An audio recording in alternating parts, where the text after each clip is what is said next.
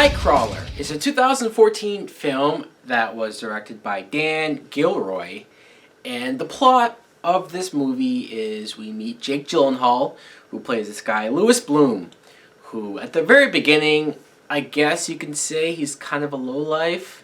Not that he gets any better throughout the movie, but you see him, he's stealing things that he could find and sell, until that's not really working out for him, until he meets Bill Paxton's character, who is what you call a Nightcrawler. He's a guy who he has a radio to pick up police calls, and he roams the streets waiting for a crime to happen, and then he records it on his camera and then sells the footage for news teams to pick up.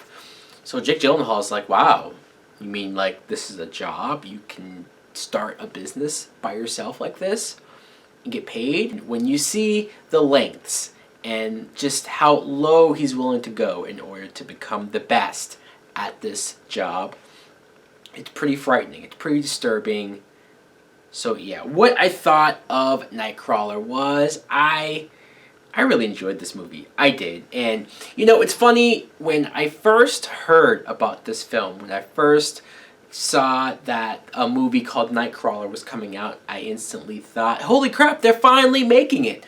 They're finally making the X-Men spin-off with the teleporting mutant.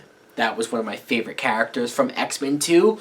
Until I saw the poster and I saw Jake Gyllenhaal just looking all creepy and stuff, and then I said, oh, well, I'm an idiot. But when you look at Jake Gyllenhaal, his acting is amazing.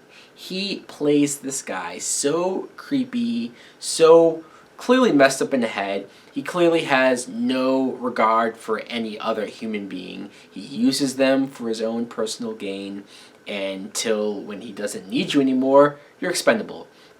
And there were so many moments where you saw certain characters talking to him, almost explaining to him how wrong he was for the stuff he was doing, and how he was willing to just kind of go in there, go into a crime scene and record it without even thinking about how morally wrong it was, or even when he, like I said, stooping so low, he almost starts to create the crime in order to make sure that he's the first person there on the scene to record it. We're following him. He's the main character. He's not likable at all, but you still are fascinated and you're curious to see what he'll do next. He's unpredictable, and it amazes me that this guy did not get nominated for an Oscar for Best Actor. How does that happen? But I feel like I've been complaining and arguing about stuff like this for years, and I'm almost sick of myself hearing myself talk about this over and over again. But as many times as I have complained about certain movies or certain directors or certain people who got snubbed for a nomination, I think Jake Gyllenhaal is one that deserved it the most. Bill Paxton, like I said, is in this film, and I like how, because I didn't even know that this was a thing. I mean, obviously, you should know that there are people who go out there and do stuff like this. But I didn't realize how much went into it and how crazy it is and how cutthroat these guys have to be, I guess, with each other. They're in competition. Just when I thought that the paparazzi was bad, you see these guys, and they're, yeah, Nightcrawler is a great name for them. Renee Russo, who was an actress that I remember seeing in the 90s all the time, the Lethal Weapon movie, or Outbreak with Dustin Hoffman.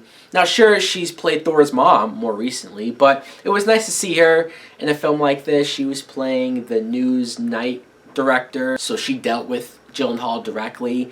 And seeing that relationship, seeing how he instantly became aware that he could blackmail her, that her job was on the line, because the ratings of this particular station weren't doing all that well, and seeing him manipulate her to get whatever he wanted from her, not just more money, but other stuff as well, that was creepy. And then you had his partner. Of course, he can't really do this successfully by himself, so he hires this guy, played by Riz Ahmed, and poor this guy. He had to put up and go through a lot to just get paid, what, $30 a night? and even negotiating a raise was like pulling teeth with Jake Gyllenhaal. And I don't care even if he did start to get more money. It would not be worth it to deal or be in a car with a creepy, sick guy like this. So again, Nightcrawler, what more can I say? This is a film that I probably knew I would like. It got a lot of good reviews and stuff, but I definitely liked it a lot more than I was expecting.